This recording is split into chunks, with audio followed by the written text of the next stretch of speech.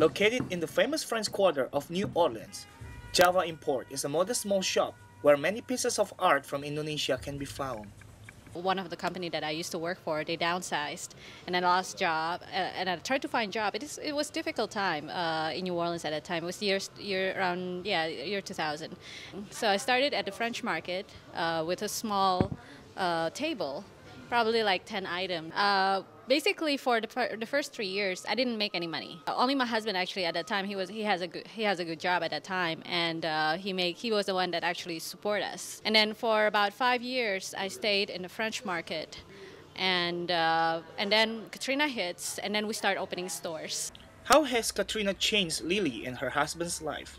It's really hard to get good location, and the price was really expensive. And after Katrina, everybody left.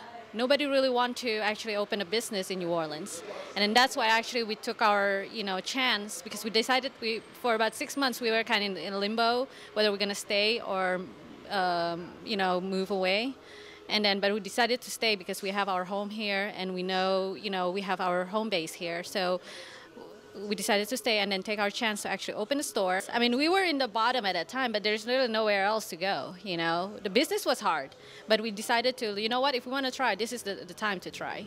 It is Lily's passion to bring up Indonesian art and craft to Americans. Brian, Lily's husband, was surprised when he found out that a lot of Americans appreciate other culture. We get people from all over the United States. For many of them, it's the first time that they've seen Indonesian art. Oftentimes, people that come in here, it's their first time seeing it. And for them, you can just see it too. It's amazing. It blows them away. But how does this small shop in New Orleans help introduce the Indonesian cultural wonderland to Americans?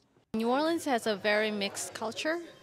Indonesia, in some ways, almost the same thing too. I mean, you can see representation from different religions, diversity. Although Indonesia right now 90% are Muslim, but Indonesia still retains the culture from the past, like Hindu culture, Buddhist culture, from China, from India, Arabic culture. The same with New Orleans. We have the term gumbo. It's a mix of things.